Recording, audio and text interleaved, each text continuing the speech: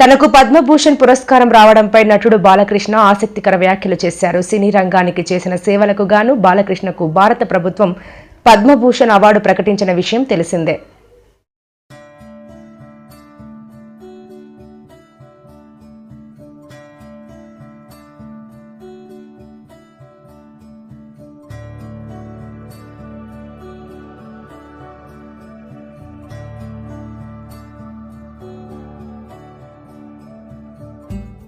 పద్మభూషణ్ వచ్చిన సందర్భంగా అంటే పద్మభూషణ్ నన్ను వరించిన సందర్భంగా, ఎందుకంటే నేను ఎప్పుడు ఏమీ ఆశించను జీవితంలో, నా పనిని నేను చేసుకుంటూ వెళ్ళిపోతుంటాను. కాబట్టి పదవులకు నేను అలంకారం కానీ పదవులు నాకు ఇప్పుడు అలంకారం కాదు.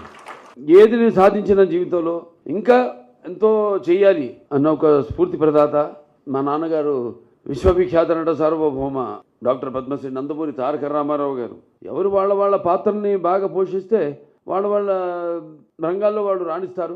ఇదిగో ఇటువంటి పద్మశ్రీలు కానివ్వండి, పద్మభూషణ్లు కానివ్వండి, పద్మవిభూషణ్లు కానివ్వండి, లేకపోతే గ్యాలంటరీ అవార్డ్స్ కానివ్వండి, అవి వెతుక్కుంటూ వస్తాయి వెనకాలే. ఇందాక మాటల్లో ఎవరు అన్నప్పుడు అన్నారు, నాకు వచ్చింది పద్మభూషణ్, ఏదైతే మీకు దూరంగా ఉందో అంటే ఇవాళ నాకు వచ్చింది, ఇవాళ మీ అందరికి వచ్చినట్టే నేను భావిస్తాను. దేనికి ఆశించకుండా, ప్రతిఫల ఆపేక్ష లేకుండా మన వంతు మన పని నిబద్ధతతో, ఒక క్రమశిక్షణతో, పట్టుదలతో సరైన దారిలో మనకి ఏదైతే సమాజం ఇచ్చిందో దానికి ప్రతిఫలంగా సొంత లాభం కొంత మానుకుని అన్నట్టు సమాజానికి ఉపయోగపడితే ఏదన్నా మనం సాధించవచ్చు. చాలా మంది అంటున్నారు ఇది ఇంతకు ముందే రావాల్సిందని పద్మభూషణ్. వాడు చెప్తాను, నేను ఎప్పుడు ఆధ్యాత్మిక చింతనలో ఉంటాను, పూజలు ఎక్కువ చేస్తుంటాను. పూజ అంతవరకే, ఆ తర్వాత నా వృత్తి, నా ఆలోచనలు, అదే నాకు దైవం. అది యాదృచ్ఛికమో కాకతాళీయమో నాన్నగారి 100వ జయంతి సందర్భంగా పూర్తయింది మొన్ననే. తర్వాత ఆయన 75 సంవత్సరాలు చలనచిత్ర పరిశ్రమకు అడుగిడిన సందర్భంగా మొదటి సినిమా మన దేశం విడుదలైంది. నేను 50 సంవత్సరాలు ఇండస్ట్రీలో పూర్తి చేసుకోవడం, అలాగే నేను 3వసారి మళ్ళీ ఎమ్మెల్యేగా హిందూపూర్ నుంచి గెలవడం, అలాగే సినిమా రంగంలో నా సినిమాలు 4 హిట్లు కావడం, అఖండ అయితేనేమి, వీరసింహారెడ్డి అయితేనేమి, నేలకొండ భగవంత్ కేసరి అయితేనేమి, ఇప్పుడు మొన్న రిలీజ్ అయిన డాకు మహారాజ్ అయితేనేమి, ఇవన్నీ కలిసికట్టుగా ఇవన్నీ వచ్చిన సందర్భంగా ఇది రావడం అన్నది అది నాకు చాలా సంతోషంగా ఉంది.